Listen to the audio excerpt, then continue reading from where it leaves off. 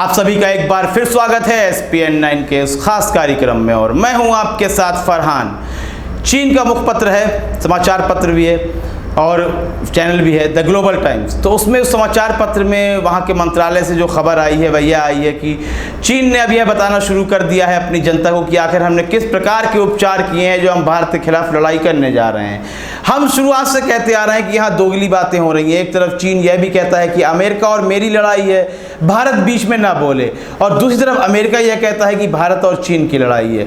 लेकिन यदि हम सही से इस बात को देखें तो यह लड़ाई भारत और चीन की है, क्योंकि ना अब तक अमेरिका ने चीन पर किसी प्रकार की चढ़ाई की है अपनी सेना के द्वारा, भले ही अपने कॉन्ट्रैक्ट अपने फंड वापस लेता जा रहा हो, और ना ही चीन ने अब तक अपनी कोई सेना द्वारा प्रतिक्रिया दी है अमेरिका को। लेकिन जो प्रतिक्रिया लगातार हो रही है, चाहे नेपाल के द्वारा हो या चीन के द्वारा हो या पाकिस्तान के द्वारा हो, वह भारत के ऊपर ही हो रही है, भारत के साथ हो रही है। यदि आप सही से देखेंगे तो कोरोना संकट में जो दोहरा नुकसान उठा रहा है वह भारत ही है।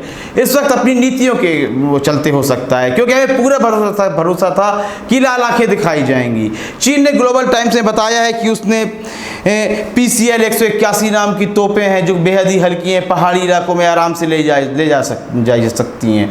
ड्रोन्स का इस्तेमाल किया जा रहा है, हेलीकॉप्टर्स का इस्तेमाल किया जा रहा है, और हल्के टैंक्स भी उन्होंने बनाए हैं और हल्के टैंक्स भी हैं उनके साथ जो तिब्बत की पहाड़ियों पे आसानी से सफ़र तय कर सकते हैं।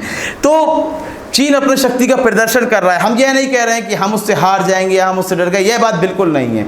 लेकिन इस वक्त जो बॉर्डर के अंदर अब घुसने की खबर आ रही है, खुद अमेरिकी विदेश मंत्री माइक पोम्पियो उन्होंने भी कहा है कि हमने सैटेलाइट से देखा है कि चीनी सेना अंदर घुस रही है। तो यह तो बिल्कुल है कि चीन आक्रामक रूप में है, लेकिन हम कहीं ना कहीं डिफेंसिव खेल खेल रहे हैं इस वक्त, क्योंकि हम ना ही जनता से सही से संवाद कर पा रहे हैं। और यदि आप चाइना की बात करें तो कोरोना संक्रमण वहाँ से आरंभ होता है यदि, तो उसने लॉकडाउन करके परिस्थितियों को बेहतर भी कर लिया है और युद्ध करने के बाद आक्रामक रूप दिखाने के भी बिल्कुल वह सापेक्ष नजर आ रहा है। लेकिन यहाँ भारत के साथ परेशानी है, एटलस जैसी कंपनी बंद हो जाती है, रोजगार गिरते जा रहे हैं, पैसे की कमी है। अरविंद केजरीवाल तो कह रहे हैं कि सरकारी कर्मचारियों को देने के लिए पैसे नहीं है।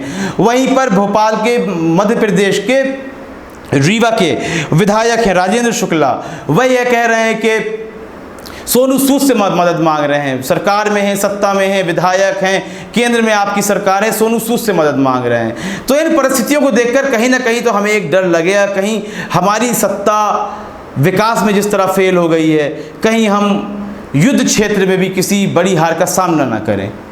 हम आशा करते हैं कि विजय हमारी ही होगी, लेकिन परिस्थितियों को देखकर भी कुछ ना कुछ हमें अपनी राय देनी होगी। यह मेरी राय थी, आपकी राय क्या है? हमें आपकी राय का इंतज़ार रहेगा। कार्यक्रम को लाइक शेयर करें और चैनल को सब्सक्राइब अवश्य करें। तब तक के लिए इजाज़त दीजिए, धन्यवाद।